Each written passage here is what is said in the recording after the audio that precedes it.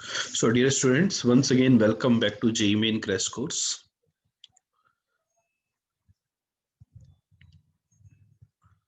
आज का हमारा जो लेक्चर है, this is TRS 06 theory revision session 06। इसके अंदर हम लोग बात करने वाले हैं मेनली फंक्शंस एंड ITF के बारे में। हम बात करेंगे फंक्शंस के बारे में, हम बात करेंगे इनवर्स ट्रिग्नोमेट्रिक फंक्शन के बारे में। बच्चों, यदि मैं जेई मेन के वेटेज का एनालिसिस करूं कि जेई मेन जो चैप्टर जेई मेन का जो एग्जाम होता है उसके अंदर कितने क्वेश्चंस आते हैं, जनरली फंक्शन से क्वेश्चन आता है बच्चों, और ITF से भी क्वेश्चन आने के चांसेस होते हैं। मतलब यहाँ से हमारे पास इस पर्टिकुलर जो सेशन है, यहाँ से हम दो क्वेश्चंस को प्रिपेयर करने वाले हैं। मतलब एग्जाम के अंदर यहाँ से आपके पास दो क्वेश्चन पूछे जा सकते हैं दोस्तों, ठीक है। तो दो क्वेश्चन आने के यहाँ पर हाई चांसेस हैं एग्जाम के दौरान, ठीक है। फंक्शन एंड ITF चैप्टर से दो क्वेश्चन चांसेस बन रहे हैं, बिल्कुल क्लियरली बन रहे हैं, ठीक है। फंक्शन के अंदर किस प्रकार के क्वेश्चन आते हैं, ITF के अंदर किस प्रकार के क्वेश्चन आते हैं, उस पर थोड़ी सी विचार विमर्श की जाए। बेटा, फंक्शन के अंदर बेसिक फंक्शन क्या होता है, डोमेन का क्वेश्चन आ जाता है, रेंज का क्वेश्चन आ जाता है, या टाइप ऑफ फंक्शन का क्वेश्चन। मतलब बिल्कुल सिंपल से क्वेश्चन आते हैं, डोमेन, रेंज या फिर टाइप। क्लासिफिकेशन होता है ना, even, odd, one one, many one, onto, into, उस प्रकार का।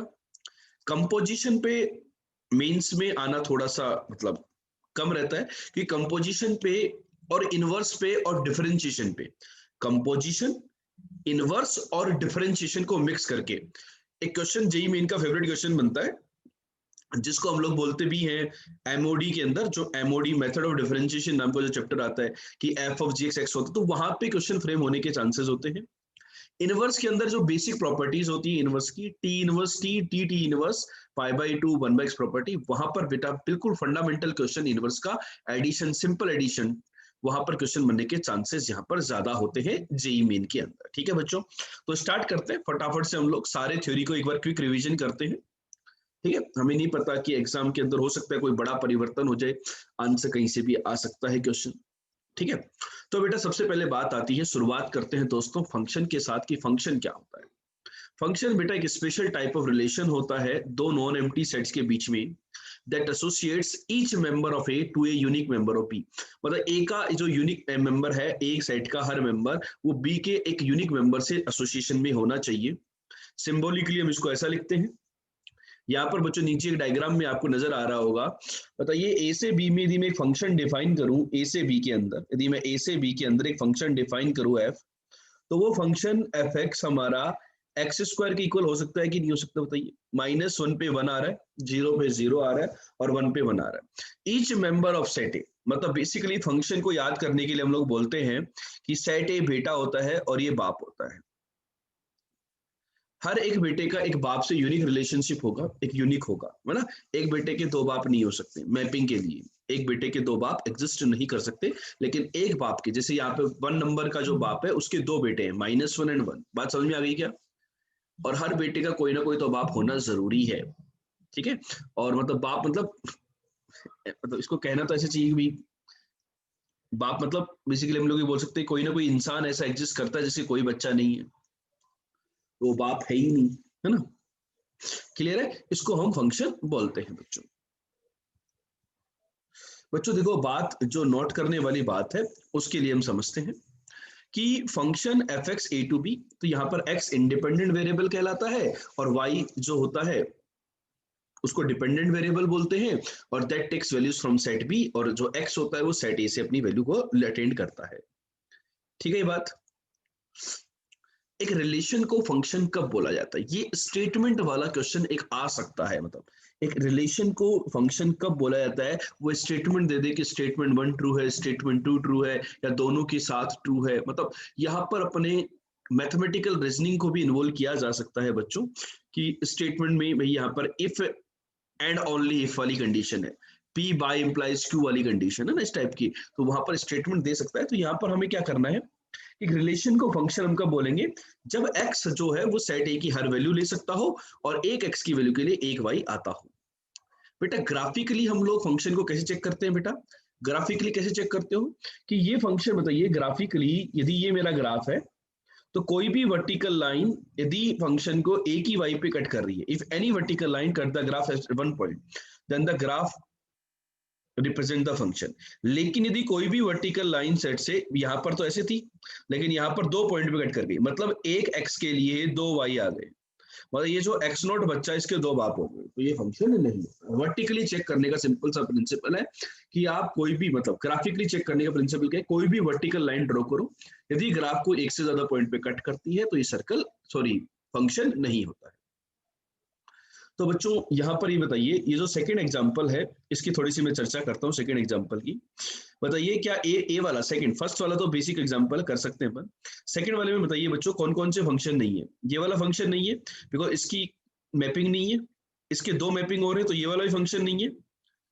बताइए कौन कौन से हैं, इनमें से कौन कौन से डायग्राम फंक्शन को रिप्रेजेंट करते हैं, जल्दी से बता दीजिए मुझे कि इनमें से कौन कौन से हमारे फंक्शन हैं, फास्ट फॉरवर्ड मोड। बी और डी फंक्शन है, बीवी फंक्शन है और डीवी फंक्शन, ठीक है। Is this point clear to everybody that B is also a function and D is also a function, ठीक है। सभी प्यारे बच्चे आंसर देते रहे, माहौल बनाते रहे ताकि पता चलता रहे कि आप पढ़ रहे हैं या नहीं पढ़ रहे हैं, ठीक है। चलो अब बात आती है कि यदि मुझे सारे फंक्शंस रिप्रेजेंट करने हो अल्फा बीटा से लेकर के 1 2 के बीच में, तो यहाँ पर देखो बेटा एक क्वेश्चन बन सकता है, मतलब ज्यादातर चांसेस इसके एडवांस में बनते हैं, लेकिन क्या होता है एडवांस के क्वेश्चन का एक सिंपल सा फॉर्मेट मेंस के अंदर पूछा जा सकता है, रिपीटिशन होता है क्वेश्चंस का। तो यहाँ पर देखो टोटल कितने फंक्शंस होंगे, 4 फंक्शंस होंगे। कैसे होंगे बेटा, अल्फा बीटा की मैपिंग अल्फा की 1 के साथ बीटा की 2 के साथ। बेटा 4 ही होंगे क्या बताइए, या ज्यादा होंगे या कम होंगे, 3 होंगे। मेरे दिमाग में तो 3 आ रहे हैं बेटा, किसी के दिमाग में 4 आ रहे हैं क्या, कि अल्फा बीटा से 1 2 की यदि मैं मैपिंग करवाऊंगा तो how many functions will be there, alpha भी 1 से बीटा भी 1 से, ये तीसरा आ गया। How many functions will be there, alpha beta 1 2, दोनों 2 से। तो ये 4 फंक्शन की पॉसिबिलिटी है। बेसिकली देखो क्या है कि हर बंदे के पास 2 चॉइसेस है, ऐसे समझिए आप, ए अल्फा जो बंदा है उसके पास 2 चॉइसेस है, वो 1 और 2 में से किसी के साथ भी अपनी मैपिंग कर ले, सेटिंग कर ले, ठीक है। बीटा के पास भी 2 चॉइसेस हैं और दोनों का साइमल्टेनियसली होता है, साइमल्टेनियसली होता है मतलब रूल ऑफ मल्टीप्लिकेशन लगता है। तो अल्फा के पास भी 2 चॉइस, बीटा के पास भी 2 चॉइस, तो टोटल कितनी होगी, 4 चॉइसेस होगी, तो टोटल 4 फंक्शंस हो गए। इस तरीके से हम फंक्शंस निकाल सकते हैं। चलो ये वाला क्वेश्चन करके बताओ यार, फंक्शंस चेक करना आना चाहिए। y equal to root x, basically क्या है, इसके थ्रू मैं आपको ये याद करवाना चाह रहा हूँ इस क्वेश्चन के थ्रू कि आपको इन सबके ग्राफ याद होने चाहिए। y equal to root x का ग्राफ कैसा होगा बेटा, y square equal to x type का ग्राफ है, ऐसा होगा।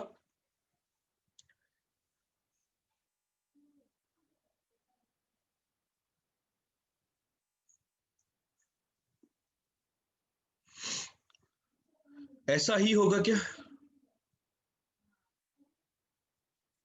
ग्राफ,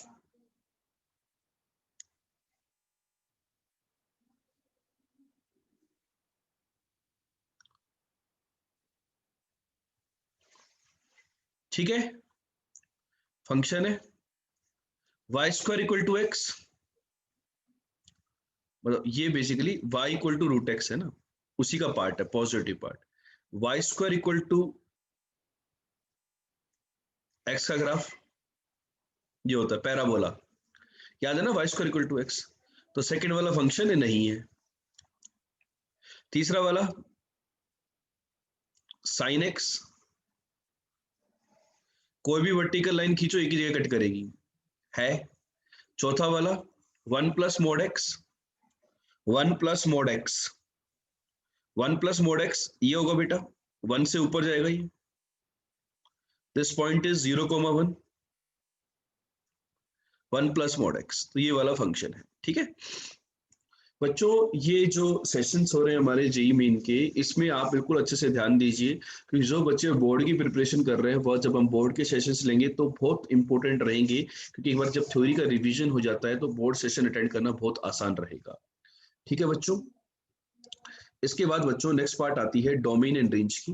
तो बेटा फंक्शन ए से बी में डिफाइन होता है तो सेट ए को बोलते हैं डोमेन और सेट बी को बोलते हैं कोडोमेन, ठीक है। बात क्लियर रही, जैसे कि मैं बोलूं यहाँ पर एक बहुत इंपॉर्टेंट बात आती है इमेज और प्री इमेज की। वो बात क्या कहती है कि लेट से मेरे पास ये एलिमेंट्स हैं x1 x2 y1 y2 y3। x1 की मैपिंग हुई y1 के साथ, x2 की मैपिंग हुई y2 के साथ। तो प्यारे बच्चों मुझे ये बताइए यहाँ पर y1 को क्या बोला जाता है? y1 is known as image of x1। y1 को क्या बोला जाता है? Image of x1 and x1 is known as pre-image of y1। तो similarly y2 is image of x2 and x2 is pre-image of y2। तो बच्चों यहाँ पर मुझे बताइए सेट ए का हर एक एलिमेंट कितनी मिनिमम इमेजेस रखेगा? बताइए सेट ए का जो एलिमेंट है उसकी मिनिमम कितनी इमेज होंगी और मैक्सिमम कितनी इमेज होंगी? आंसर दीजिए कि सेट ए का जो एलिमेंट है उसकी मिनिमम कितनी इमेज होंगी और मैक्सिमम कितनी होंगी?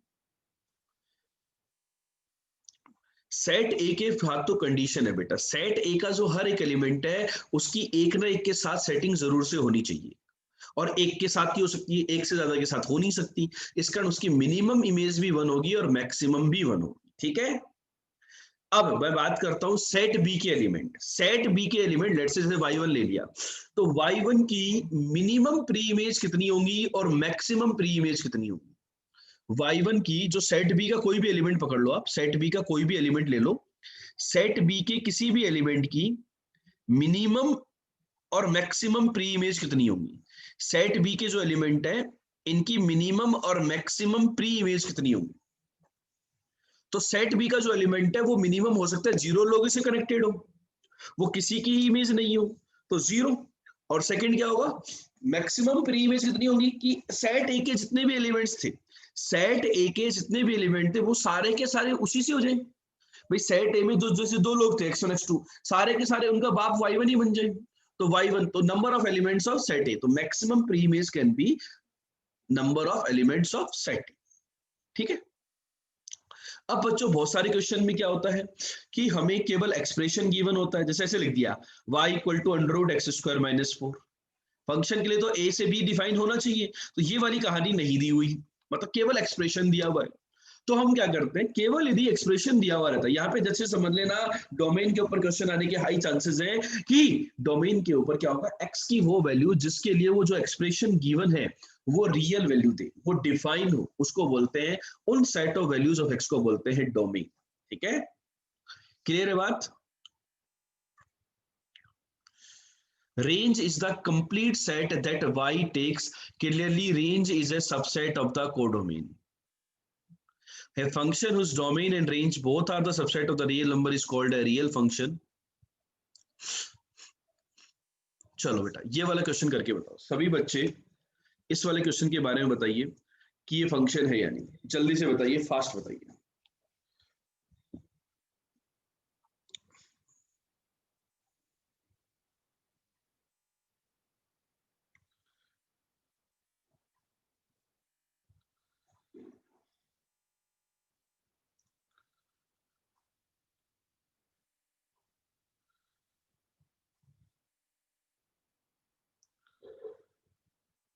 नहीं है फंक्शन? क्यों नहीं है function? Any particular reason why this is not a function? Input है बेटा इंटीजर्स, इंटीजर मतलब 0 1 2 3 -1 -2 -3, और इधर है नेचुरल नंबर्स 1 2 3 4 5 एंड सो। -1 की मैपिंग 1 के साथ, 1 की मैपिंग 1 के साथ, 2 की मैपिंग 4 के साथ, -2 की मैपिंग भी 4 के साथ। चमक रही बातें? जीरो की मैपिंग किसके साथ करूं? जीरो की मैपिंग किसके साथ करूं तो बाकी सब तो हो जाएंगे, लेकिन जीरो वाला बेचारा बाप नहीं ढूंढ पाया, इस कारण ये फंक्शन नहीं है। यदि मैं इस एन की जगह बच्चा क्या कर दूं कि फंक्शन बन जाए, ये जो एन है इसकी जगह मैं क्या कर दूं कि फंक्शन बन जाए, इसकी जगह यदि मैं होल नंबर कर दूं, कोडोमेन में मेरा 0 भी आ जाए तो मेरा ये फंक्शन बन जाएगा प्यारे बच्चों। यदि अब ये फंक्शन बन गया तो इस फंक्शन की डोमेन क्या होगी? जल्दी से कमेंट करके बताइए कि इस फंक्शन की डोमेन क्या होगी, इस फंक्शन की कोडोमेन क्या होगी? और इस फंक्शन की रेंज क्या है।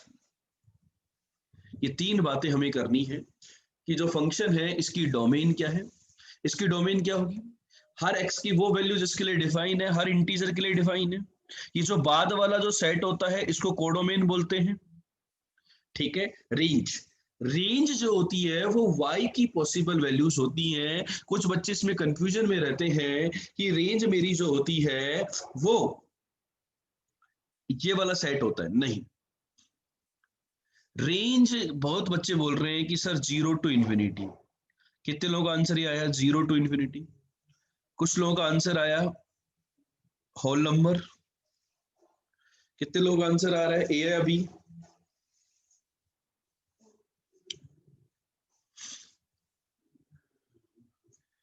या फिर इसका आंसर ये होगा 0 1 4 9 एंड सो ऑन। इस प्रकार का सेट होगा ना बेटा, परफेक्ट स्क्वायर्स होंगे। मतलब बेसिकली यदि मैं सेट बिल्डर थ्योरम की बात करूं तो this is x such that x equal to n square and n belongs to whole number, ये आपका सेट होगा। सी सेट को अपन ऐसा ले सकते हैं, हाँ कि नहीं, कि मेरा होल नंबर के स्क्वायर्स मेरी रेंज के अंदर आएंगे। तो बच्चों ये बात क्लियर हुई कि नहीं हुई? अभी मैं जो बात कर रहा था कि मेरी जो रेंज होती है वो हमेशा कोडोमेन का सबसेट होती है। Range is always subset of codomain. ये पॉइंट क्लियर है कि नहीं सभी बच्चों को बताइए? Range is the subset of the codomain. मतलब ये क्वेश्चन करवाने के पीछे रीजन ये था कि किसी भी गिवन फंक्शन की मैं डोमेन, रेंज और range is the subset of codomain, इनके ऊपर कमेंट कर पा रहा हूं या नहीं कर पा रहा हूं। तो type CGS if this point is clear to everybody in the comment box.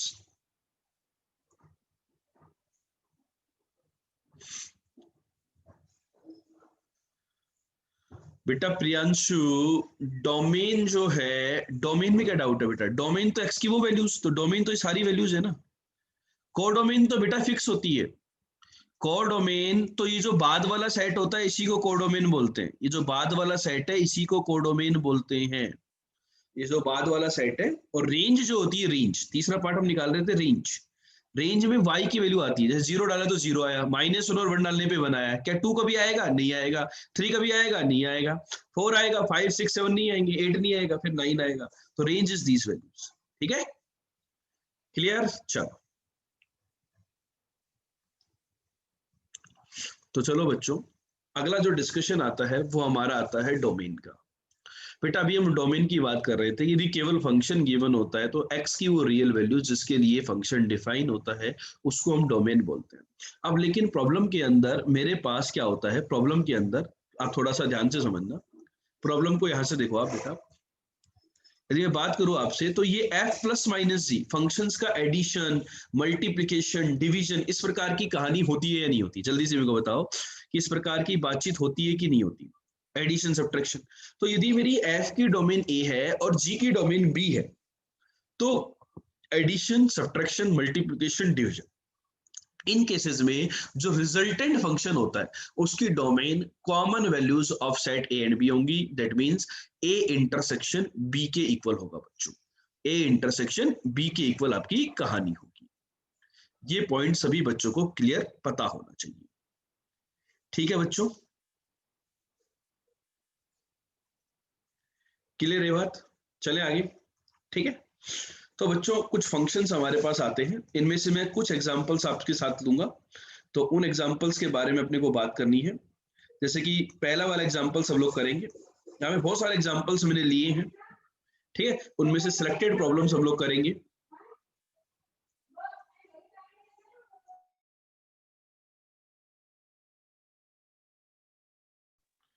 चलो, तो बेटा देखो ये जो फर्स्ट क्वेश्चन है, यहाँ पर हम क्या करेंगे, x² - 4 ग्रेटर देन और इक्वल टू 0। ठीक है, तो क्या आएगा?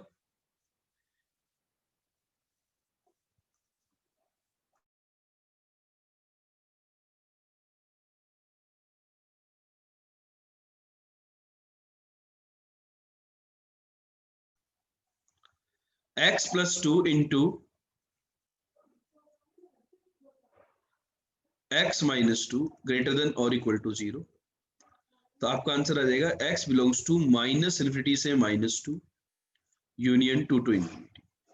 ठीक है, ये पॉइंट क्लियर हो गया सभी को, कोई डाउट तो नहीं इसके अंदर?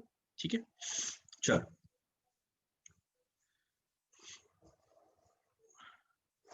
चल क्वेश्चन नंबर 5 सोल्व करके बताओ सभी बच्चे। इस फंक्शन की डोमेन बताओ। क्वेश्चन नंबर जो 5 है इसकी डोमेन बताइए क्या होगी।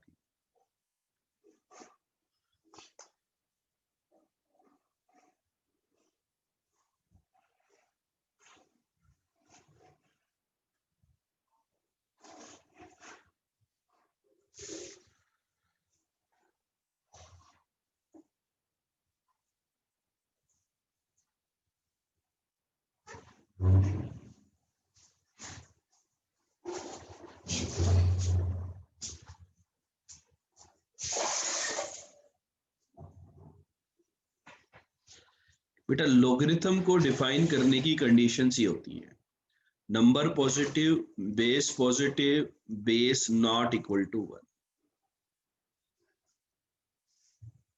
है नहीं? तो यहां पर मेरे पास आया कि x इज ग्रेटर देन -1। यहां से क्या आएगा बच्चों, x बिलोंग्स टू r। ये सही है क्या? क्या एक्स स्क्वायर हमेशा पॉजिटिव होता है क्या? क्या एक्स स्क्वायर हमेशा पॉजिटिव होता है क्या? सेकंड वाला रिजल्ट बताइए मुझे को।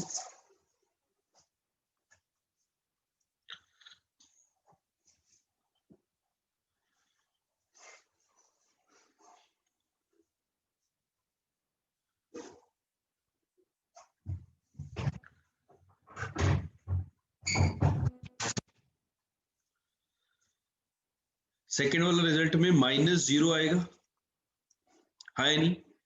इन तीनों का इंटरसेक्शन, तो x बिलोंग्स टू -1 से infinity. Is this your correct answer? नहीं, इसमें से एक 0 को हटाना होगा और एक 1 को हटाना होगा, तो ये आपका आंसर आएगा। This will be your correct answer. ठीक है, तो ये आपकी डोमेन होगी। ठीक है, इस प्रकार से बच्चों डोमेन के क्वेश्चन हम इजीली सोल्व कर सकते हैं या नहीं कर सकते? कोई भी गिवन फंक्शन हो उसकी कंडीशंस लगा दो कि वो कब डिफाइन होता है, जितनी भी पॉसिबल कंडीशंस हैं सबको अप्लाई कर दो आप तो। ठीक,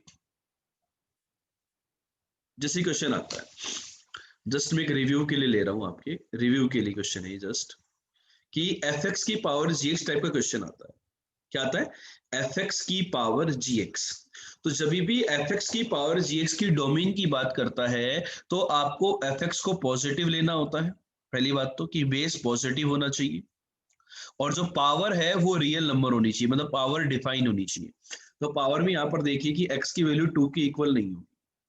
पावर में आपकी वैल्यू देखिए x की वैल्यू 2 के इक्वल नहीं होगी पावर के अंदर। ठीक है, तो इन दोनों का इंटरसेक्शन आपका आंसर आ जाएगा। ये केस हमें ध्यान रखना है। फिर बेटा एक अगली प्रॉब्लम ये आती है इस टाइप की, एनसीआर टाइप की। किसकी? एनसीआर। एनसीआर की डोमेन पूछ लेता है। तो एनसीआर कब डिफाइन होता है? जब एन नेचुरल नंबर हो, आर होल नंबर हो और n greater than equal to r हो। यदि ये तीनों कंडीशन वैलिड है तभी हम बोलेंगे कि एनसीआर, एनसीआर जो है वो अपना डिफाइन है। तो जैसे कि क्वेश्चन आ गया 2x प्लस 1 सी एक्स माइनस 3, 2x प्लस 1 सी एक्स माइनस 3। तो यहाँ क्या करेंगे, ये जो 2x प्लस 1 है x माइनस 3 से ग्रेटर देन इक्वल टू होना चाहिए। तो सोल्व करने पर ये आ गया, ये आ गया। तो क्या मेरा ये आंसर होगा? नहीं। क्यों नहीं होगा? और भी कंडीशन है कि ये नंबर हो नेचुरल नंबर होना चाहिए और x माइनस 3 होल नंबर होना चाहिए। ठीक है, तो मेरे पास यहां पर देखो बच्चों क्या आएगा कि x जो है वो ग्रेटर देन इक्वल टू 3 होना चाहिए। x कैसा होना चाहिए? ग्रेटर देन और इक्वल टू 3, कि x should be greater than और इक्वल टू 3। ये बात क्लियर हुई? तो x यदि 3 या 3 से बड़ा है और मैं x को इंटीजर बोल दूं, लेट से x 3 या 3 से बड़ा है और x को मैंने यदि इंटीजर बोल दिया बच्चों, क्या बोल दिया? x इज एन इंटीजर, तो मेरे पास ऑटोमेटिकली ये नेचुरल नंबर हो गया नहीं हो गया? 3 या 3 से ज्यादा रखने पे तो 2x प्लस 1 मेरा इंटीजर बन जाएगा कि नहीं बन जाएगा? बन जाएगा। तो ये मेरा इंटीजर बन गया और x 3 या 3 से बड़ा होगा। ठीक है, तो अब यदि मैं बात करूं यहां पर तो आप ऑब्जर्व कीजिए कि इस सेट में और इस सेट में सबका इंटरसेक्शन ले लूं तो x की वैल्यू 3 से लेकर के आगे तक के जितने भी इंटीजर्स हैं यदि वो सारे आंसर हो जाएंगे तो ये जो जहां पर मैंने ये क्रॉस कर रखा है ये मेरा आंसर नहीं होगा। ये जो क्रॉस वाली कहानी है क्या ये आपका आंसर होगा? नहीं, ये वाला आंसर नहीं होगा। आपका आंसर होगा 3 4 5 6 एंड सो ऑन। तो अपन आंसर को ऐसा लिख सकते हैं x belongs to natural number minus curly bracket 1 2। तो ये जो एनसीआर टाइप का जो क्वेश्चन आता है ये क्वेश्चन क्लियर हुआ कि नहीं हुआ कि इस टाइप का जो क्वेश्चन होता है उसको हम कैसे सोल्व कर सकते हैं बच्चों, जल्दी से बताइए।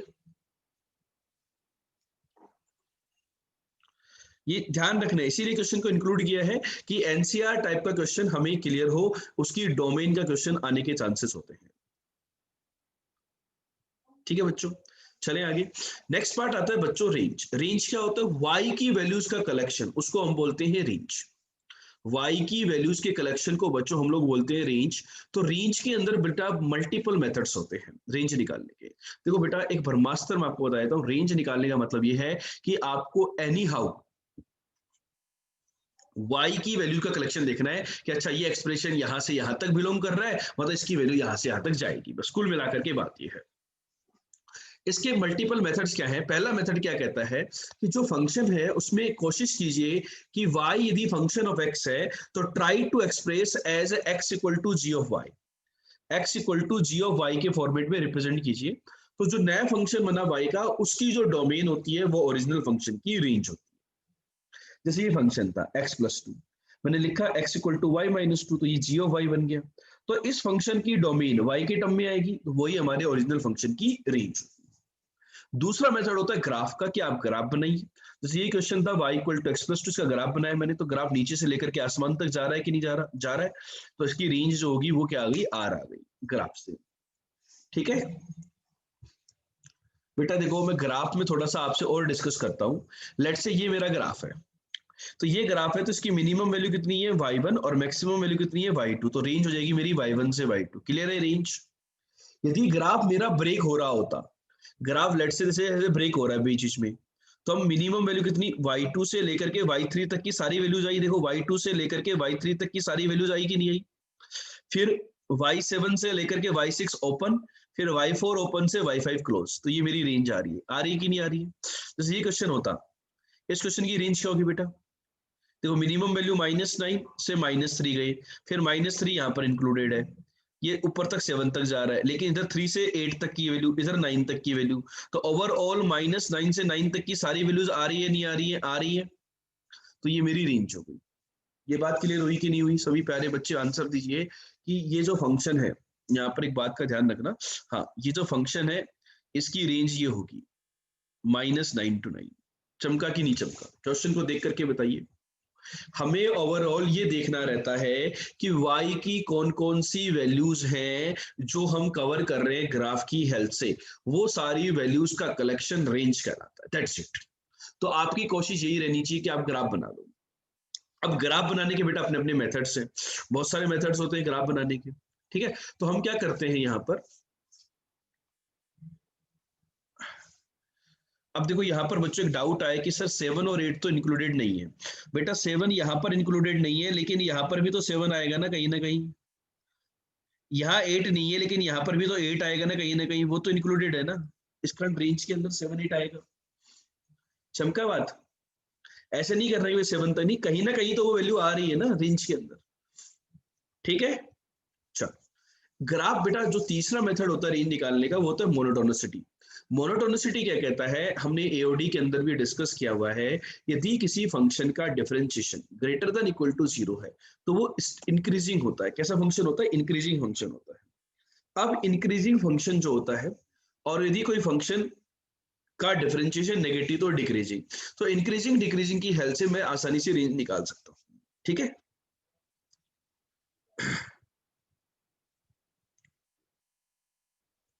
बच्चों देखो रेंज पे किस किस प्रकार के क्वेश्चन बनते हैं, यहाँ पे देख लो। जैसे क्यूबिक बन गई, क्यूबिक का ग्राफ बना दिया, डोमेन दी हुई है -2 to 5, उसके इंटरवल चेक कर लिए कहां से कहां तक की वैल्यू आएंगी। ये एक्स की पावर GIF ऑफ एक्स, इसका ग्राफ बना दिया अलग अलग इंटरवल में, रेंज आ जाएगी। सभी बच्चे क्वाड्रेटिक अपॉन क्वाड्रेटिक की रेंज हम ऑलरेडी सीख चुके हैं। क्वाड्रेटिक के अंदर सिंपल क्वाड्रेटिक की रेंज आती है, चलो y equal to sine square x plus sine x plus one, इस टाइप के फंक्शन की रेंज कैसे निकालते हैं, साइन एक्स को t मान करके, और जब भी आप कोई पैरामीटर अज्यूम करो, कन्वर्ट करो वेरिएबल को, तो उसको t की वैल्यूज को मान के चलना है कि t की वैल्यू कहां से कहां तक होंगी। ठीक है, चलो सभी प्यारे बच्चे 7th क्वेश्चन का आंसर दें।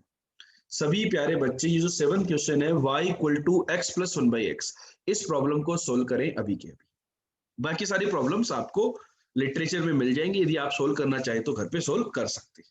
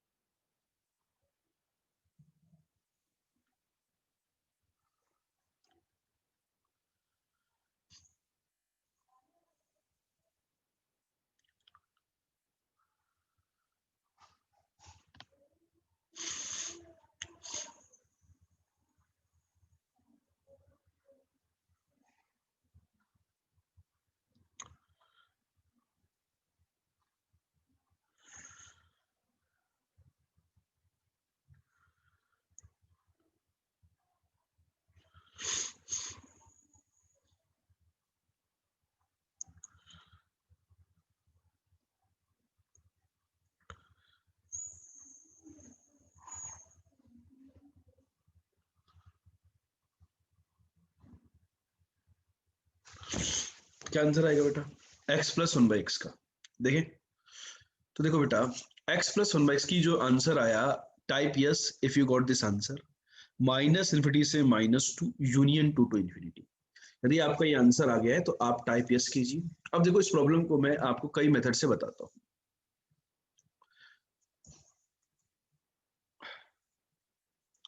देखो बेटा, कई मेथड क्या है, एक मेथड होता है, कॉन्सेप्ट होता है सीक्वेंस एंड सीरीज का, that is AM GM method. AM GM method क्या कहता है कि AM greater than equal to GM होता है यदि नंबर्स पॉजिटिव होते हैं। ठीक है, लेट्स से कि x पॉजिटिव है, x पॉजिटिव है तो x और 1/x ये दोनों भी पॉजिटिव हैं, तो इन दोनों का जो एएम आएगा वो आएगा x plus 1/x divided by 2 is greater than equal to GM.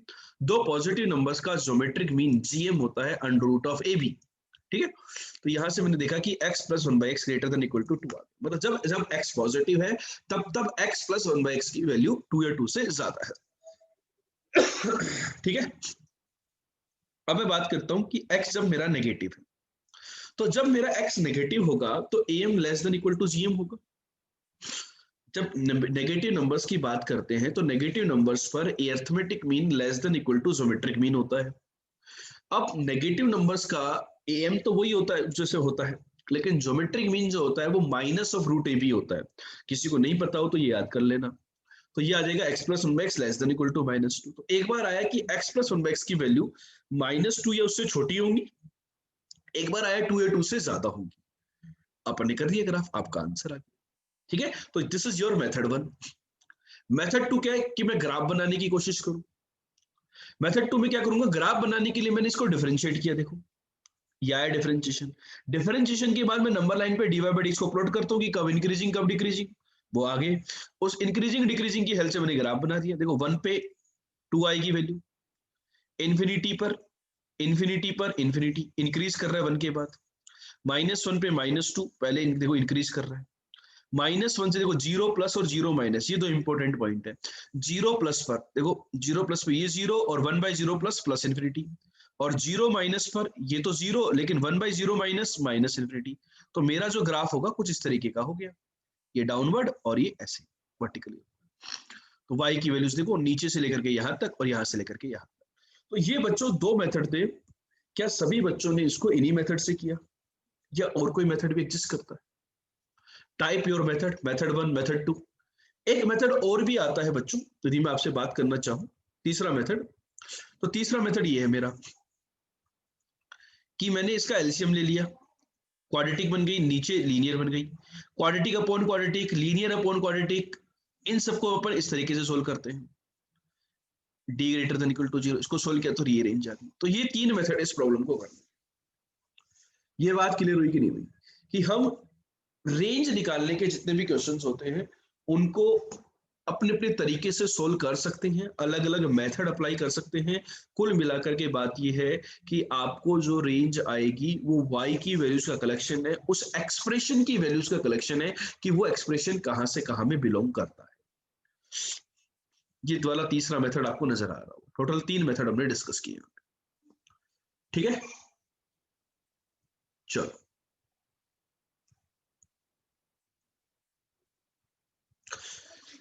बेटा, नेक्स्ट पार्ट आता है हमारा आइडेंटिकल फंक्शंस। याद करो बच्चों, आइडेंटिकल फंक्शंस क्या होते हैं। नाम से क्लियर है कि दो फंक्शन जो बिल्कुल हूबहू एक जैसे हो, उनके अंदर 0.01% की भी डिफरेंसेस नहीं होनी चाहिए, बिल्कुल सेम एज इट इज हो। ठीक है ना। बचपन वाले वो दो फोटोग्राफ नहीं कि जिनके अंदर डिफरेंस निकालो, यदि एक भी डिफरेंस मिल गया तो वो आइडेंटिकल फंक्शन नहीं होंगे।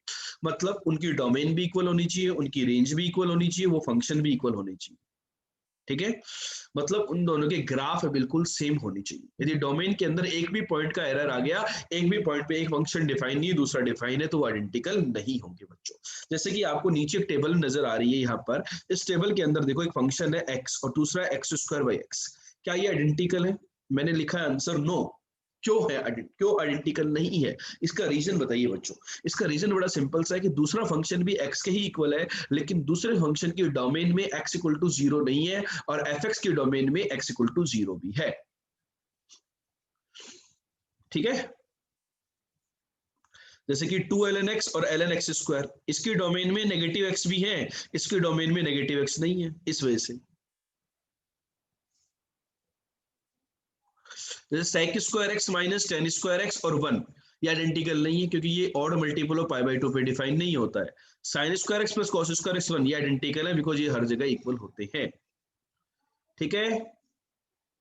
Next is classification of function. Classification of function होता है बेटा one one function, many one function, पहले काइंड ऑफ क्लासिफिकेशन है। वन वन फंक्शन क्या होता है? एक बंदे की मैपिंग एग्जैक्टली एक के साथ ही होनी चाहिए, पहले भी एक के साथ ही होती थी।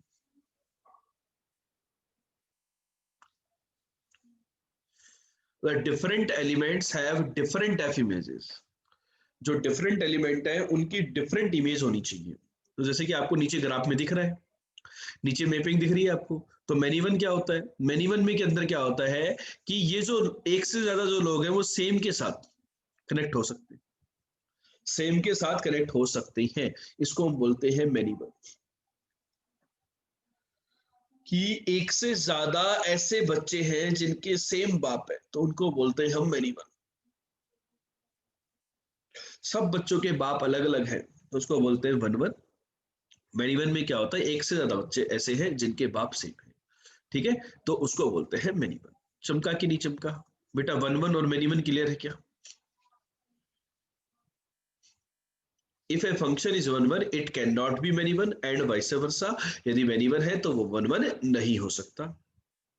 बेटा बात आती है कि हम डिटरमाइन कैसे करें कि हमारा जो फंक्शन है वो वन वन है या मैनी वन। तो ये वाला जो मेथड है कि अपन एफ ऑफ एक्स वन को और एफ ऑफ एक्स टू को इक्वल कर दें, ये बोर्ड वाला मेथड है, ये अपनी जेई में काम नहीं आएगा। हम लोग क्या करेंगे? हम लोग तो बेटा सिंपल सी बात करते हैं वन वन मैनी वन के लिए कि हम एक हॉरिजॉन्टल लाइन ड्रॉ करेंगे। क्या ड्रॉ करेंगे? ग्राफ ड्रॉ करके एक हॉरिजॉन्टल लाइन ड्रॉ करेंगे। जैसे मैंने इस ग्राफ के अंदर, ये मेरा फंक्शन का ग्राफ था, मैंने एक हॉरिजॉन्टल लाइन ड्रॉ कर दी। यदि ये हॉरिजॉन्टल लाइन एक से ज्यादा पॉइंट पे कट करती है तो मैंने क्या कहा कि मेरे दो डिफरेंट एक्स, मेरे दो अलग अलग इनपुट के लिए सेम आउटपुट आ गया। मतलब दो अलग अलग इनपुट के लिए सेम आउटपुट आ गया। जैसे x1 x2 दो इनपुट थे, उनके लिए सेम आउटपुट आ गया, मतलब दो बच्चों का एक बाप हो गया। इट मींस क्या हो गया? ये मेरा एक मैनी वन फंक्शन बन गया है। ये बात चमकी कि नहीं चमकी बच्चों? कि graphically how you will calculate that a given function is many one और one one. A horizontal line if cuts at more than one point then the given function is many। आप चेक कर लो, देखो ये graph से 2x minus x square का graph देख लो। ठीक है। अब बात आती है कि तीसरा मेथड आता है बेटा मोनोटोनिसिटी। यदि फंक्शन का differentiation always greater than equal to zero या always less than equal to zero तो वो स्ट्रिक्टली इंक्रीजिंग डिक्रीजिंग फंक्शन होते हैं, और जब स्ट्रिक्टली इंक्रीजिंग डिक्रीजिंग फंक्शन होते हैं तो वो कैसे होते हैं? वन वन होते हैं। पहला एग्जांपल नजर आ रहा है बच्चों? बताइए, चेक कर लो जरा एक बार। ये फर्स्ट एग्जांपल है और एक सेकंड एग्जांपल है। वन वन मैनी वन पे कमेंट कीजिए जल्दी से। जल्दी से एक बार थोड़ा सा गो थ्रू कर लीजिए क्वेश्चंस की तरफ, फास्ट फॉरवर्ड मोड में गो थ्रू करने के किस टाइप के क्वेश्चंस यहाँ पे फ्रेम हो सकते हैं। नजरों के थ्रू हम निकाल रहे हैं क्वेश्चंस को।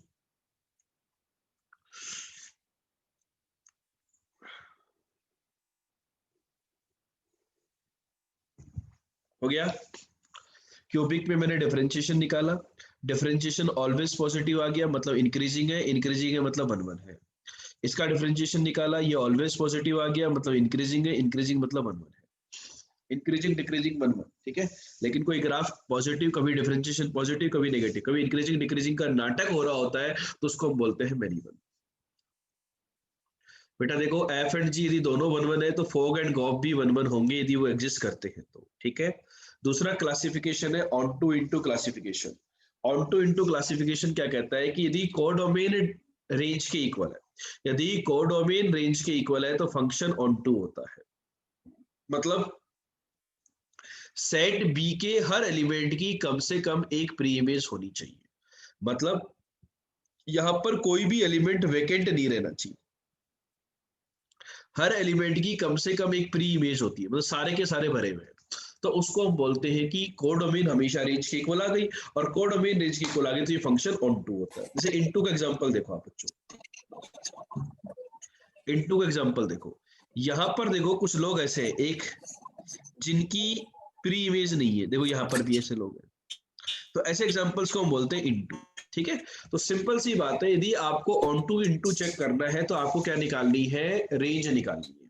अब कोडोमेन आपको गिवन है, कोडोमेन यदि गिवन नहीं होती है तो उसको हम आर मानते हैं, ठीक है। तो अपन क्या करना है, रेंज का क्वेश्चन ही होता है, ऑन टू इनटू चेक करना मतलब रेंज का क्वेश्चन है कि आपको रेंज को कोडोमेन के इक्वल करना है। और फंक्शन यदि ऑन टू नहीं है,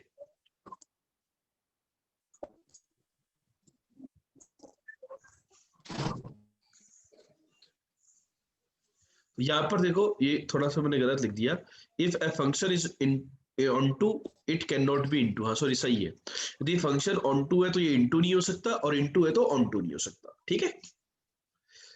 type CGS if this classification is clear to everyone. तो बच्चों यहाँ पर देखो टोटल 4 कहानियां आती है। 1 1 ऑन टू यदि फंक्शन होता है तो उसका रिवर्स भी डिफाइन होता है, 1 1 इनटू होता है तो उसका रिवर्स डिफाइन नहीं होता है, मैनी वन इनटू होता है तो उसका रिवर्स फंक्शन डिफाइन नहीं होता है, मैनी वन इनटू होता है तो उसका भी रिवर्स फंक्शन डिफाइन नहीं होता है। तो रिवर्स फंक्शन केवल 1 1 और ऑन टू केस में डिफाइन होता है, मतलब ए से बी में है तो बी से ए में भी डिफाइन होता है। इसी कारण हम बोलते हैं इन्वर्टिबल फंक्शन। इन्वर्टिबल फंक्शन या बाइजेक्टिव फंक्शन वो फंक्शन होते हैं जो कि 1 1 ऑन टू होते हैं। 1 1 का दूसरा नाम होता है बच्चों इंजेक्टिव, और ऑन टू का दूसरा नाम होता है सर्जेक्टिव। इंजेक्टिव और सर्जेक्टिव दोनों फंक्शन मिलकर के फंक्शन बनाते हैं बाइजेक्टिव फंक्शन, और बाइजेक्टिव फंक्शन को ही इन्वर्टिबल बोला जाता है। इसको इन्वर्टिबल क्यों बोला जाता है, क्योंकि यहाँ पर रिवर्स फंक्शन डिफाइन होता है। तो सभी बच्चों को बात क्लियर हुई क्या कि कोई भी फंक्शन इनवर्स कब एग्जिस्ट करता है, यदि वो फंक्शन बाइजेक्टिव हो, मतलब वो 1 1 एंड ऑन टू दोनों हो। तो 1 1 ऑन टू कैसे चेक करते हैं ये बात हमने सीख ली है। तो यहाँ ये बात कहाँ काम आएंगी, ये फंक्शन के इनवर्स में भी काम आती है कि इनवर्स फंक्शन का तभी एग्जिस्ट करेगा जब वो बाइजेक्टिव फंक्शन हो। Is this point clear to everyone? किसी कोई डाउट, कोई कंफ्यूजन, कोई समस्या तो शेयर करो बच्चों।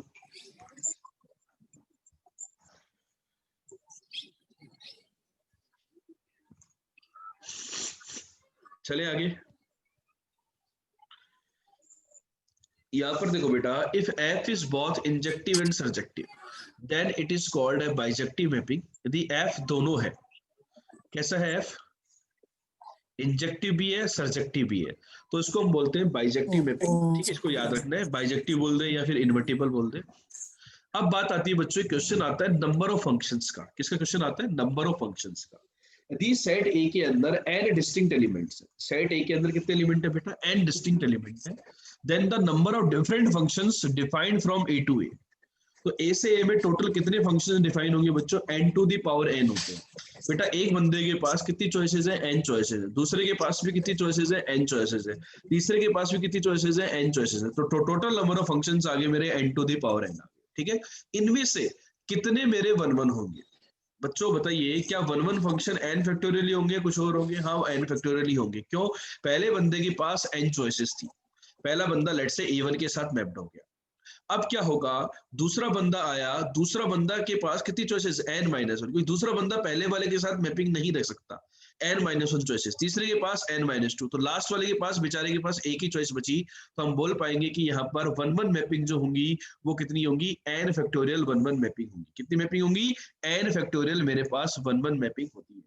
तो मतलब एक सेट के अंदर यदि n डिस्टिंक्ट एलिमेंट्स है, तो सेट ए से ए में यदि मैंने फंक्शन डिफाइन किया, तो उस सेट ए से ए में जो फंक्शन डिफाइन किया उसमें टोटल नंबर ऑफ फंक्शंस होते हैं n की पावर n, उनमें से n फैक्टोरियल फंक्शंस 1-1 होते हैं। ये बात बच्चों हमें नोट करके रखनी है। एफ एंड जी दोनों ऑन टू है, गॉफ और फॉग मे और मे नॉट भी ऑन टू। ठीक है,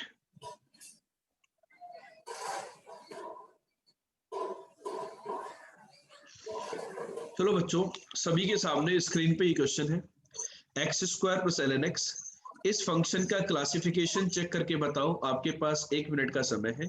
1-1 है, मैनी वन है, ऑन टू है, इन टू है। ये पहला वाला क्वेश्चन है, जल्दी से चेक करके बताओ। तो बच्चों बताओ, ये जो फर्स्ट क्वेश्चन था इसका आंसर क्या होगा। बाइजेक्टिव है, देखिए बाइजेक्टिव है या नहीं। देखो बेटा, यहाँ पर देखिए, आप सॉल्यूशन नजर आ रहा होगा आपको। इस फंक्शन को मैंने डिफरेंशिएट किया, तो ये आया 2x + 1/x। ये ऑलवेज पॉजिटिव है। बहुत सारे बच्चे इसी कंफ्यूजन में है कि सर आपने इसको पॉजिटिव कैसे कर दिया। बिकॉज बेटा इसकी डोमेन का ध्यान रखो, इसकी डोमेन x पॉजिटिव है। ln x तभी डिफाइन होगा जब x पॉजिटिव होगा, तो ये ऑलवेज पॉजिटिव आ गया। 0+ पे मैं वैल्यू निकालूं तो ये 0+ और ये कितनी, फंक्शन की वैल्यू ln 0+ होता है -∞, तो ये ग्राफ होगा। तो कैसा फंक्शन है, 1-1। रेंज कितनी आ गई, r। क्या इसकी कोडोमेन गिवन थी, नहीं। तो कोडोमेन गिवन नहीं थी, तो कोडोमेन और रेंज इक्वल होंगी, तो मेरा फंक्शन कैसा हो गया, ऑन टू, मतलब फंक्शन हो गया बाइजेक्टिव। ठीक है बच्चों, क्लियर हो गए पॉइंट। चलो बेटा देखो, इस टाइप का क्वेश्चन जेईई मेन में आ सकता है। ठीक है, तो y = this 0 to 3 to a, find set a for which this function becomes onto। चलो सभी बच्चे सोल्व करके बताओ कि सेट ए क्या होगा जिसके लिए ये फंक्शन onto हो जाए। जल्दी से सोल्व करो।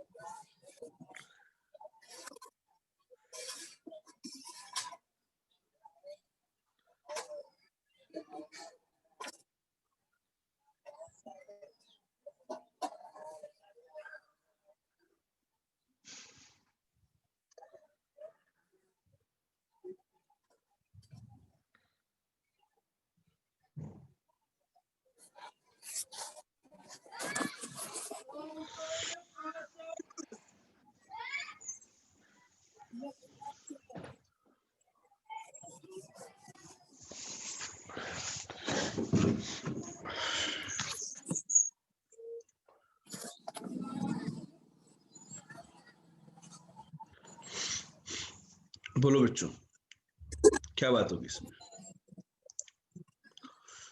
आंसर क्या आपका 2 to 6 आ रहा है क्या।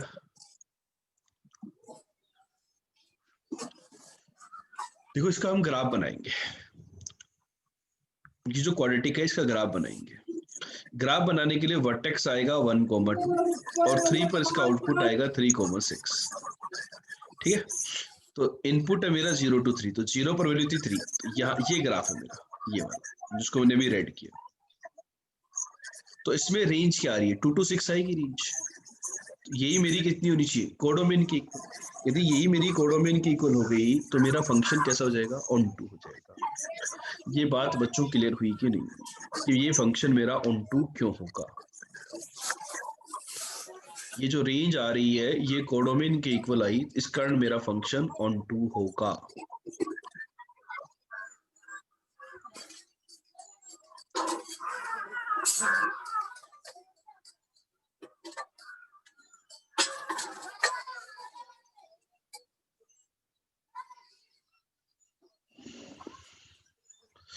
ठीक है, तो मेरा ए सेट जो है वो 2 to 6 होगा। क्लियर हुआ, चलो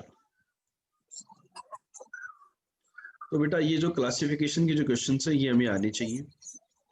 इसके बाद बेटा एक प्रॉब्लम बेस्ड ऑन पैरामीटर भी होता है कि जैसे ये क्वेश्चन आ गया y equal to p x plus sine x, और पूछ लिया जाता है कि आपको कि p की किन वैल्यूज के लिए ये बाइजेक्टिव होगा। इसको बोलते हैं पैरामीटर बेस्ड प्रॉब्लम। तो ऐसे क्वेश्चंस में हम लोग क्या करते हैं, सबसे पहले हम इसको वन वन चेक करेंगे। तो वन वन होने के लिए p plus cos x greater than equal to zero होना चाहिए।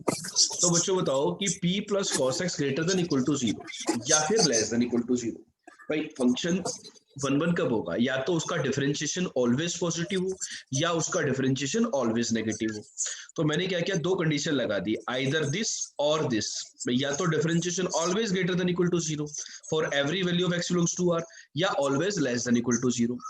तो अब बच्चों बताओ कि यहाँ से देखो मैंने क्या किया, सेफ साइड रहने के लिए p की वैल्यू वन या वन से ज्यादा ली। यदि p की वैल्यू वन या वन से ज्यादा हो गई तो इस दुनिया में x चाहे कुछ भी हो, cos x हमेशा माइनस वन या उससे छोटा ही होगा। और जब cos x minus one, sorry minimum कितना होगा, माइनस वन होगा। तो माइनस वन उससे बड़ा होगा cos x, तो हमेशा वन प्लस cos x जो होगा वो greater than equal to zero ही होगा। यदि p की वैल्यू वन या वन से ज्यादा हुई तो ऑलवेज पॉजिटिव हो गया। लेकिन यदि मैंने p की वैल्यू वन से छोटी ले ली, सपोज 0.7 ले ली, और cos x किसी केस में पॉइंट माइनस का 0.8 हो गया, तो ये नेगेटिव हो जाएगा, दिक्कत हो जाएगी। तो यहाँ पर हम ऐसा सिलेक्शन लेते हैं ताकि वो ऑलवेज ही पॉजिटिव बने। तो cos x की मिनिमम वैल्यू माइनस वन होती है, इसलिए मैंने p की वैल्यू प्लस वन या उससे ज्यादा लेनी है ताकि वन प्लस cos x हमेशा greater than equal to zero हो जाए। तो यहां से मेरे पास p की डेटा सेट आया, p greater than equal to one. Less than equal to zero करना है तो cos x मैक्सिमम वन हो सकता है, तो p को मैंने माइनस वन या उससे छोटा ले लिया। तो ये p की वैल्यूज के लिए मेरा ये फंक्शन वन वन हो गया। ये मेरा जो फंक्शन है बच्चों, ये कैसा हो गया, वन वन फंक्शन बन गया। अब मैं बात करता हूं ऑन टू इंटू की। किसकी बात करूं मैं, ऑन टू या इंटू की। ऑन टू इंटू का यदि मैं डिस्कशन करूं तो इसका ग्राफ हमेशा ऊपर की तरफ ऐसे इंक्रीजिंग ग्राफ है, रेंज इसकी आर आएगी due to this x, p x की वजह से। तो ये ऑन टू हो गया ऑटोमेटिकली। तो डेटा सेट पी की इन वैल्यूज के लिए ही मेरा फंक्शन बाइजेक्टिव होगा। बच्चों यहाँ पर कोई ना कोई वो पैरामीटर डाल देता है और आपसे उसकी वैल्यू पूछ सकता है, इसको बोलते हैं parameter based question. Parameter based question Mains में वैसे कम होते हैं चांसेस, लेकिन आ सकता है बेसिक पैरामीटर क्वेश्चन का। बेटा उसके बाद बात आती है नंबर ऑफ एग्जांपल्स की, नंबर ऑफ फंक्शंस कितने होते हैं। तो जल्दी से सभी बच्चे जो स्क्रीन पे क्वेश्चन लिखा हुआ है इसको क्रॉस वेरीफाई कीजिए कि सेट ए के अंदर यदि चार एलिमेंट है, सेट बी के अंदर यदि दो एलिमेंट है, तो नंबर ऑफ फंक्शंस कितने होंगे, वन वन कितने होंगे, मेनी वन कितने होंगे, ऑन टू कितने होंगे और इनटू कितने होंगे।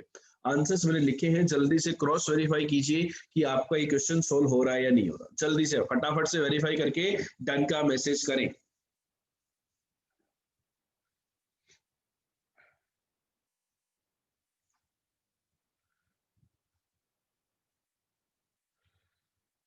Number of functions,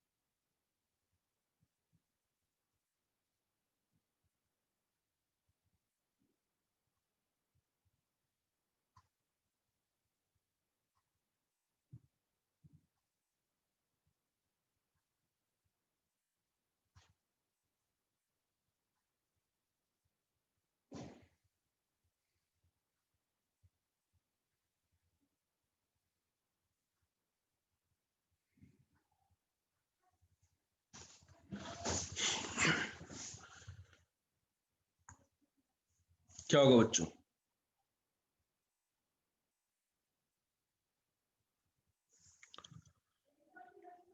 number of functions का क्वेश्चन देखो। एक बंदे के पास दो चॉइस है, तो two into two into two into two 16। One one होने के लिए इधर कम से कम चार एलिमेंट होने चाहिए, तभी वन वन हो सकता है। एक बंदे की अलग अलग मैपिंग तभी होगी। तो सारे के सारे कैसे हो गए, मेरी वन।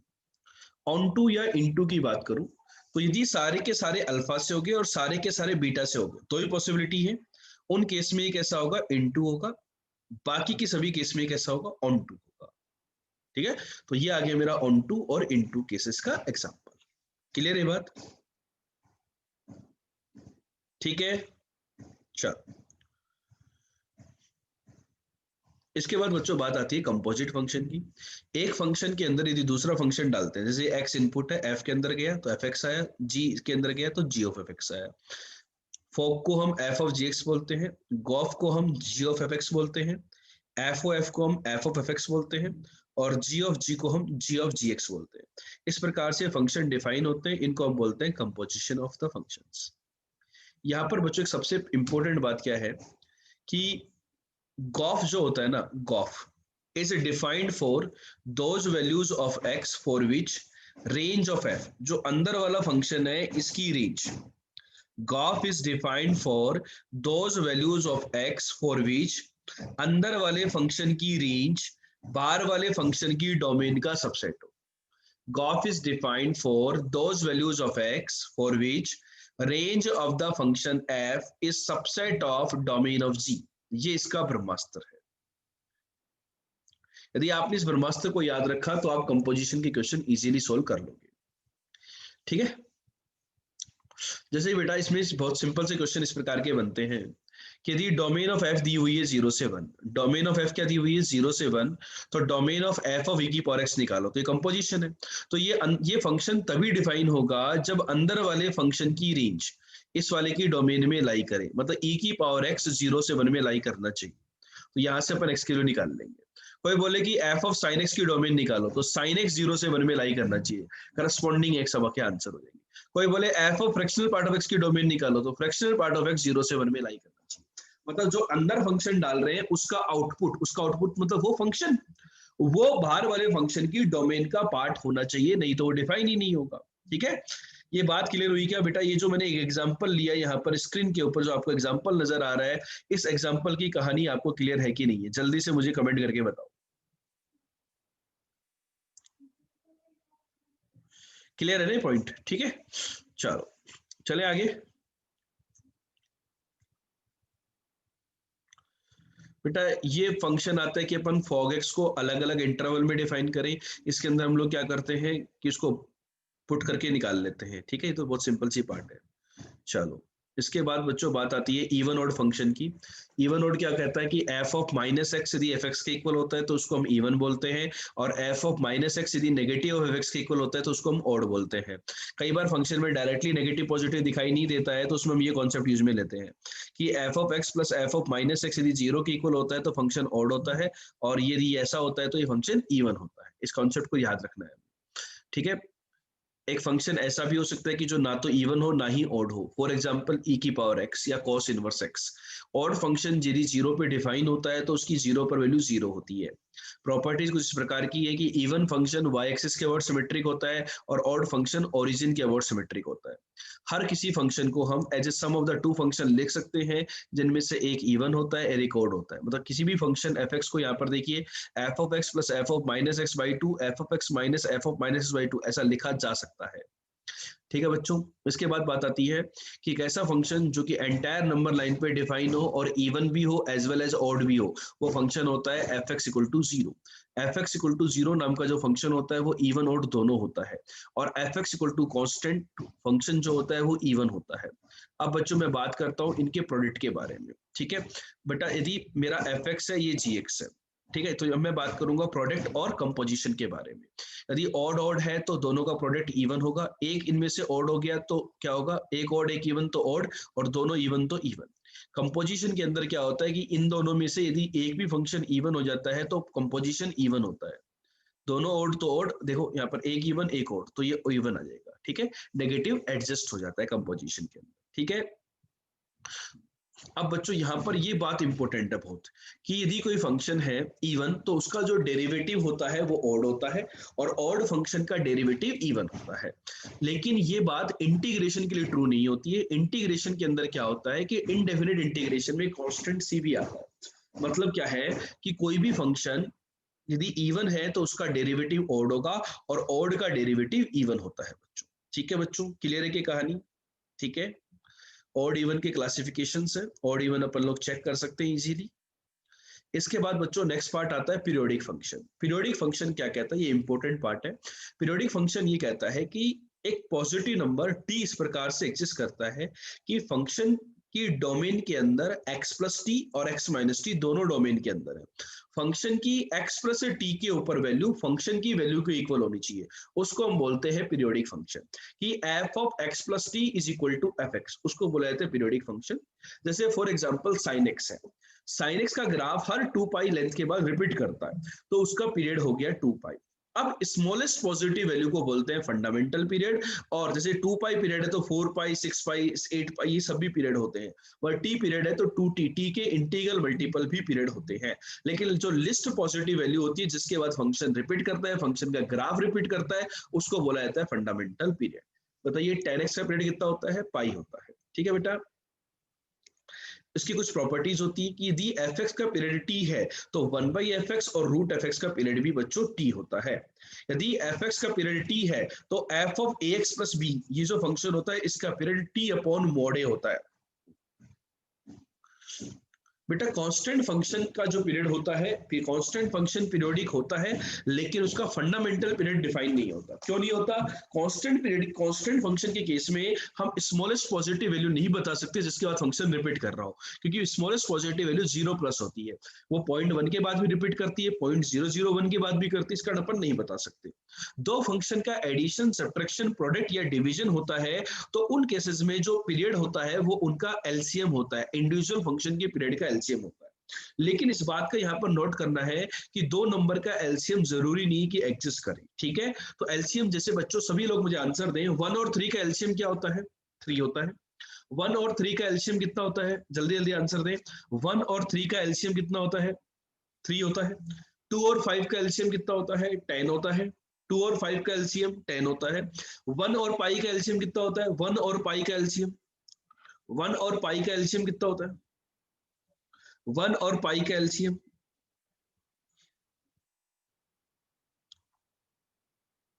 1 और पाई का एलसीएम बेटा एग्जिस्ट नहीं करता है। 1 और पाई का एलसीएम एग्जिस्ट नहीं करता है, ये बात तो समझनी है आपको।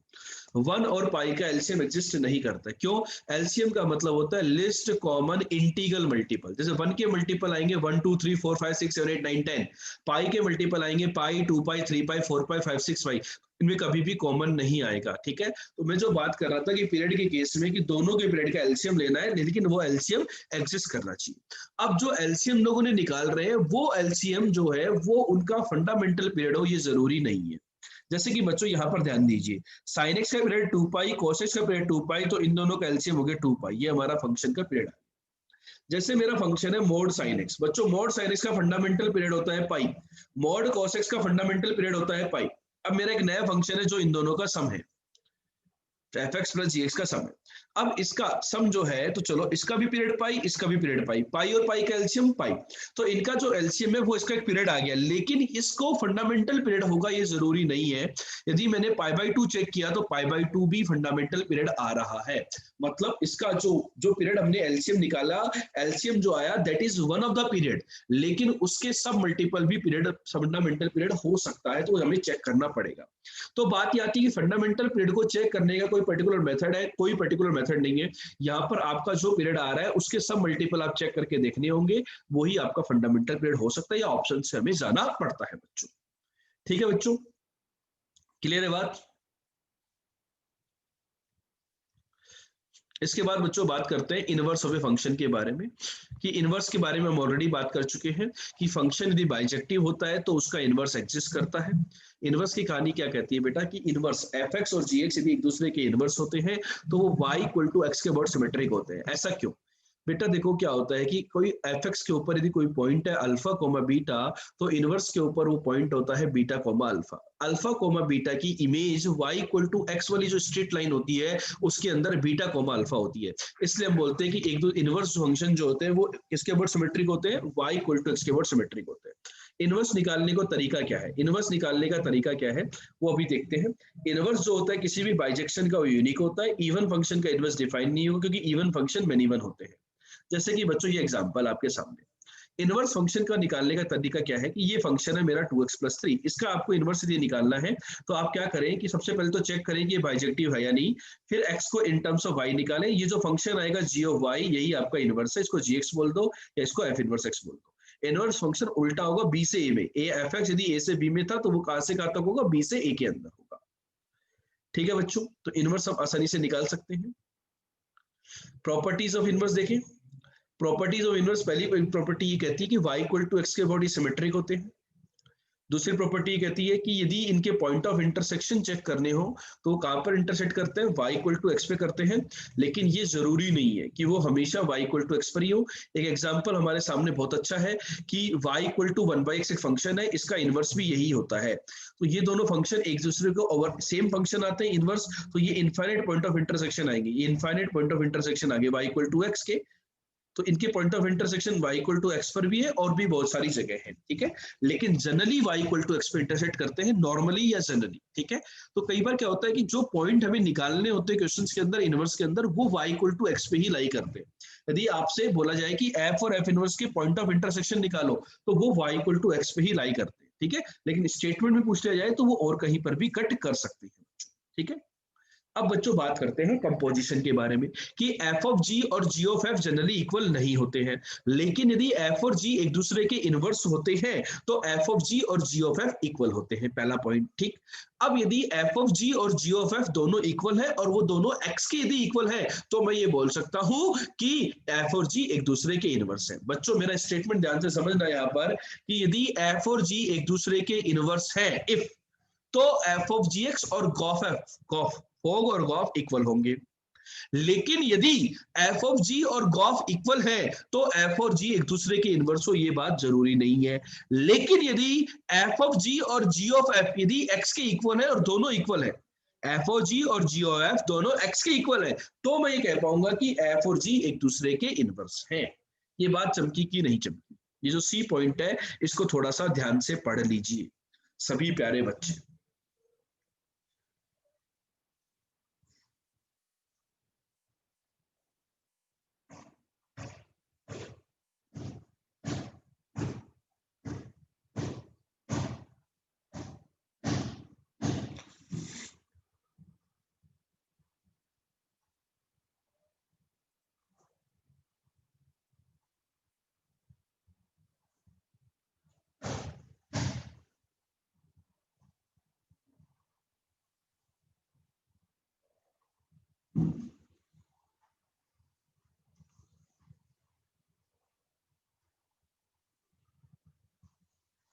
ठीक है, चलो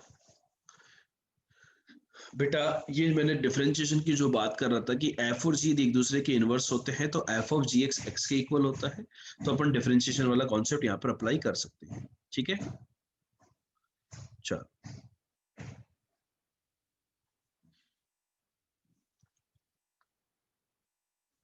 बच्चा, ये कुछ क्वेश्चन थे जो जेईई मेन में आए हुए थे 2004 में।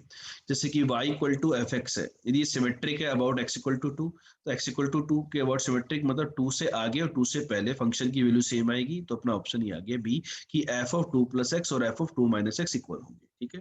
जैसे इस प्रकार का भी क्वेश्चन एक बार आ चुका है, 2005 में आया था ये क्वेश्चन कि f of x minus y equal to f of x into f of y minus f of a minus x into f of a plus y. A constant है, एफ एक्स एक real valued function है, f of 0 1 है, तो f of 2a minus x की value क्या होगी। तो इस क्वेश्चन में मैंने सबसे पहले क्या किया था कि एक्स और वाई के 0 रख दिया था, तो मेरे पास एफ ऑफ ए की वैल्यू आ गई थी, ठीक है। अब मेरे को F of 2a minus x चाहिए, तो मैंने इसको लिख दिया a minus x minus A.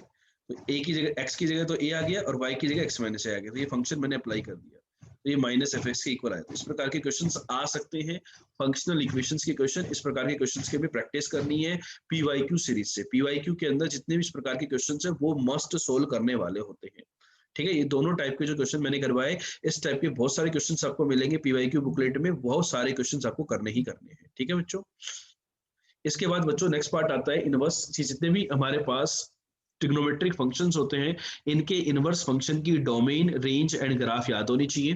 Functions जो होते हैं ट्रिग्नोमेट्रिक फंक्शन, वो इन्वर्टेबल नहीं होते हैं, उनको इन्वर्टेबल बनाया जाता है एक पर्टिकुलर डोमेन में डिफाइन करके। तो साइन इनवर्स की डोमेन -1 से 1 होती है, रेंज ये होती है, इसका ग्राफ ये होता है। ये तीनों चीज बच्चों याद रखनी है, इन फंक्शंस की डोमेन, रेंज और ग्राफ, इनको याद रखना है, ठीक है। tan इनवर्स की रेंज, cos इनवर्स याद रखने के लिए मैं बताया था आपको शॉर्ट ट्रिक।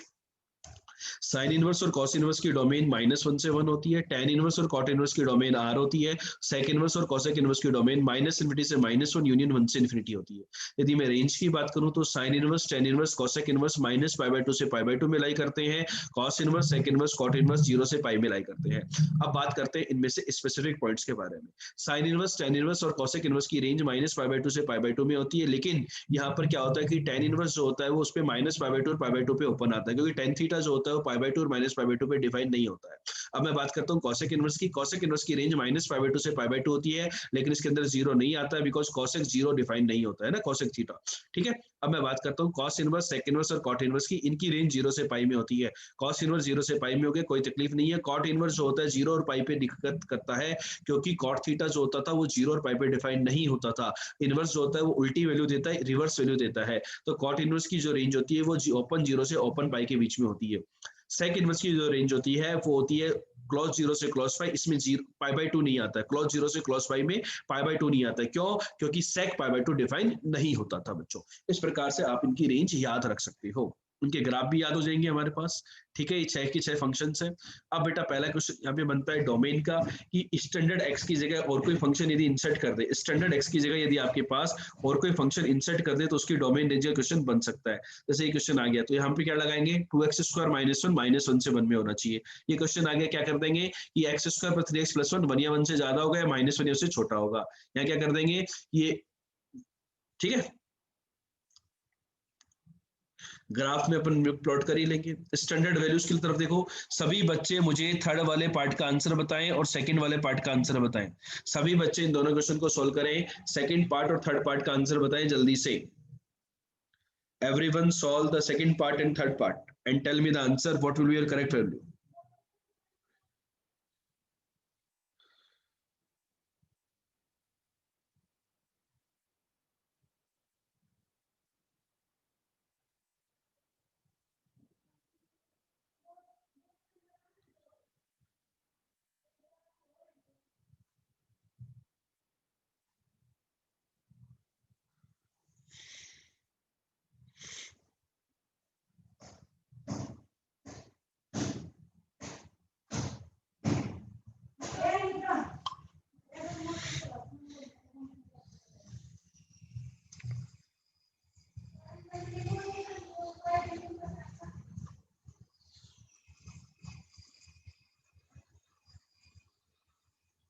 आ गया आंसर? तो देखो बेटा क्या होता है, बच्चे लोग क्या करते हैं कि टी इनवर्स टी प्रॉपर्टी, वो बोर्ड वाली प्रॉपर्टी याद रखते हैं। बोर्ड के अंदर क्या होता है कि टी इनवर्स टी के अंदर जो एक्स आता है टी इनवर्स, जैसे टेन इनवर्स 10 3π/4, तो 3π/4 चिपका है। वास्तविकता में ऐसा नहीं होता है, डोमेन कोडोमेन का फर्क पड़ता है बच्चों। तो यहाँ पर हमें क्या करना है कि पहले 3 की वैल्यू निकालेंगे। इनकी वैल्यू निकालेंगे तो यहाँ पर -√3/2 है, साइन इनवर्स -√3/2 -π/3 होता है। 10 3π/4 आया -1, तो टेन इनवर्स -1 होता है माइनस। ये आपके आंसर्स होंगे। क्लियर हुआ कि नहीं हुआ? हमें टी इनवर्स प्रॉपर्टी नहीं लगानी है, हमें डोमेन रेंज का याद रखना है। ठीक है, तो ये पॉइंट आपको बच्चों बहुत अच्छे से क्लियर होना चाहिए। ठीक है, चलो चलो बच्चों, सब लोग ये क्वेश्चन को सोल्व करो कि ये जो सेकंड पार्ट है इसकी रेंज निकालो, e की पावर cos इनवर्स x की रेंज निकालो और tan inverse x plus ln x की रेंज निकालो। चलो सोल्व करो, e की पावर cos इनवर्स x की रेंज निकालो। सेकंड पार्ट को सोल्व करेंगे सभी बच्चे। e की पावर cos इनवर्स x की रेंज निकालिए।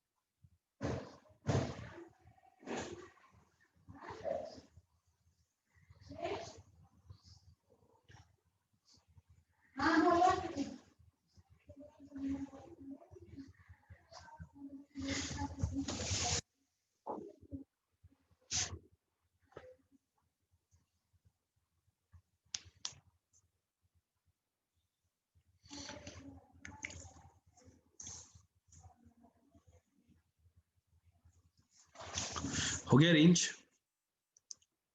कैसे कैलकुलेट करेंगे बेटा?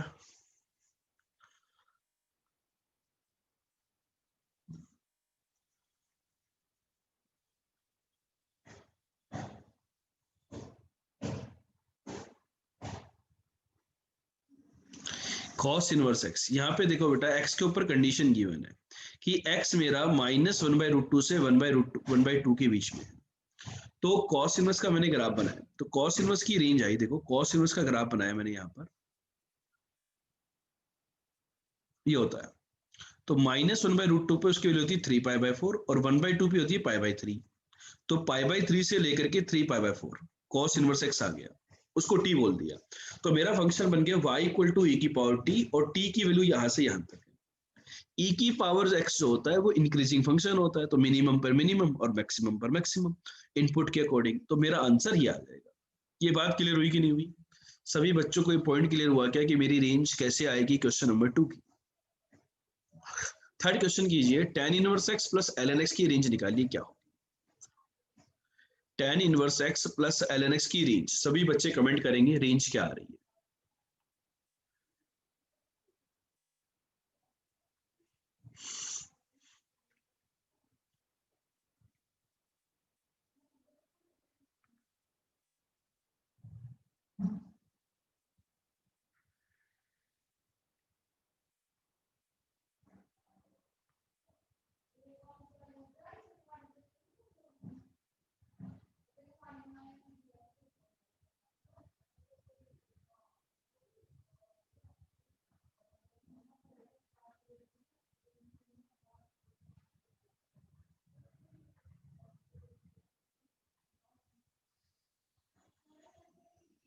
आर हो गई, इसका अपने देखो बेटा डिफरेंशिएशन निकाला, ये आ गया, ये ऑलवेज पॉजिटिव, क्यों? इसकी domain positive, x positive, ln x की वजह से इंक्रीजिंग फंक्शन है। जीरो प्लस पे वैल्यू निकाली, ln x जीरो प्लस पे -इन्फिनिटी होता है और ln x इन्फिनिटी पे इन्फिनिटी होता है, तो इंक्रीजिंग फंक्शन, तो रेंज कितनी आ गई? आर आ गई। चमके कि नहीं चमके क्वेश्चन? रेंज के क्वेश्चन क्लियर हुए बेटा? किसी को डाउट तो नहीं है? चले आगे बढ़े। पहली प्रॉपर्टी होती है बेटा t inverse property. T inverse क्या कहता है कि sine of sine inverse x x होता है, cos of cos inverse x x, सब एक्स एक्स के इक्वल होते हैं। बस अपनी अपनी डोमेन का ध्यान रखना है, ठीक है। इनके यदि मैं ग्राफ बनाऊं तो साइन ऑफ साइन इनवर्स और cos of cos inverse x -1 से 1 में होते हैं, सेक ऑफ सेक इनवर्स और cosec of cosec inverse -infinity से -1 यूनियन 1 से इन्फिनिटी में होते हैं, टैन ऑफ टैन इनवर्स और cot of cot inverse R में होते हैं। अब बात आती है बेटा property 2, t inverse t property. T inverse t property के अंदर बहुत इंपॉर्टेंट प्रॉपर्टी है, ये सबसे ज्यादा काम की प्रॉपर्टी है बच्चों, इसको अच्छे से समझना। बेटा देखो ये जो फंक्शन है साइन इनवर्स साइन एक्स, मैं एक फंक्शन को डिटेल में समझा रहा हूँ आपको। ये फंक्शन जो है साइन इनवर्स साइन एक्स, क्या ये पीरियोडिक फंक्शन है? सबसे पहले बताइए क्या ये पीरियोडिक फंक्शन है? यदि पीरियोडिक है तो इसका पीरियड क्या है? यहाँ पर देखिए जो इंटरनल फंक्शन है साइन एक्स वो पीरियोडिक है ना, वो 2π के बाद अपनी वैल्यू को रिपीट करेगा। इसकी डोमेन की मैं बात करूं तो डोमेन आर है, क्यों? साइन एक्स जो है वो तो -1 से 1 में ही होगा, और साइन एक्स यदि -1 से 1 में है तो उसके ऊपर तो साइन इनवर्स डिफाइन होता है, ठीक है। एक्स की आप कोई भी वैल्यू डालो, साइन एक्स -1 से 1 में होगा और उन वैल्यूज के लिए मेरा इनवर्स फंक्शन डिफाइन होगा, तो ये पीरियोडिक है, पीरियड 2π है, तो मुझे 2π लेंथ में इसको डिफाइन करना है। अब ये जो फंक्शन होते हैं अपने स्टैंडर्ड डोमेन के अंदर तो ये अपनी प्रॉपर्टी एग्जिस्ट करते हैं कि एक दूसरे की इनवर्स फंक्शन है, तो f of g x x के इक्वल होगा यदि एक्स की वैल्यू -π/2 से π/2। अब क्या करते हैं हम लोग, ये जो लेंथ आई ये पाई लेंथ में इसकी डेफिनेशन हमें पता चल गई। अब मुझे पाई लेंथ में डेफिनेशन और चाहिए ताकि मुझे 2π लेंथ कंटिन्यूस लेंथ में मेरे को इंटरवल में इसकी डेफिनेशन आ जाए। तो मैंने क्या किया बच्चों, मैंने थोड़ा सा दिमाग लगाया कि साइन ऑफ साइन इनवर्स, ये जो फंक्शन था इसको मैंने ऐसा लिख दिया, कोई तकलीफ? Sine of pi minus theta sine theta ही होता है। अब इसकी वैल्यू मैं पाई माइनस एक्स के इक्वल लिख पाऊंगा यदि पाई माइनस एक्स -π/2 से π/2 में हो। Sine inverse of sine of anything will be equal to anything if that anything belongs to -π/2 to π/2। Simple सी बात है। तो मतलब पाई माइनस एक्स -π/2 से π/2 में होना चाहिए। यहां से मैंने एक्स को सोल्व किया तो वो आया π/2 से 3π/2। मतलब क्या हुआ कि ये जो फंक्शन था sign inverse of sine x, इसको मैं एक्स के इक्वल लिख पाऊंगा यदि एक्स मेरा -π/2 से π/2 में है, और इसको मैं पाई माइनस एक्स के इक्वल लिख पाऊंगा यदि एक्स मेरा π/2 से 3π/2 के बीच में है। ये पॉइंट बच्चों पहले नोट कर लेना। ठीक है। Sign inverse of sine x को मैं एक्स के इक्वल लिख पा रहा हूं यदि एक्स मेरा -π/2 से π/2 में है। मैं पाई माइनस एक्स के इक्वल लिख पा रहा हूं यदि एक्स मेरा π/2 से 3π/2 के बीच में है। अब बच्चों देखो इसका एक ब्रह्मास्त्र है, वो ब्रह्मास्त्र क्या है? आपको बेटा सिंपल सी बात है, साइन इनवर्स का जो आउटपुट होता है वो -π/2 से π/2 के बीच में होता है। तो अपन क्या करेंगे, इनके ग्राफ बनाएंगे। देखो एक बार ऐसे लाइन जाती है, एक बार ऐसे लाइन जाती है, बस सिंपल। अब इन लाइन की इक्वेशन हम लोग स्लोप की हेल्प से निकाल सकते हैं। एक बार ऐसे जो लाइन जाती है इसका स्लोप 1 होता है और ऐसे जो लाइन जाती है इसका स्लोप -1 होता है। बस ये याद रखो, जितने भी फंक्शंस हैं सबके अंदर एक बार ऐसे लाइन और एक बार ऐसे लाइन, इनके स्लोप 1 और -1 होते हैं। और ये कौन से पॉइंट से पास करते हैं उनकी हेल्प से हम लोग ग्राफ बना लेंगे। तो जैसे कि 0 से -π/2 से π/2, π/2 से 3π/2, यहाँ तक का ग्राफ आ गया। उसके बाद रिपीट करेगा, उनकी वैल्यूज हम आसानी से करेक्ट कर सकते हैं। तो ये बच्चों मेरा ग्राफ आपको दिख रहा है sign inverse of sine x का। ये ऐसे गया, ऐसे आया, ऐसे गया, ऐसे आया, इधर नीचे गया, इधर गया, इधर गया। तो ये 2π के बाद रिपीट करता रहता है। जैसे कोई बोले आपको कि यार यहाँ पर एक काम करो, 10 पे वैल्यू बताओ। जैसे ये वाली लाइन है, इसका ग्राफ, इसकी लाइन की इक्वेशन क्या होगी? तो इसकी लाइन की इक्वेशन होगी y = -x। ये कहाँ से पास कर रहा है? 3π से। तो 3π रखने पे 0 आना चाहिए, तो +3π, इस तरीके से। ठीक है। तो आप कोई बोले कि साइन इनवर्स ऑफ,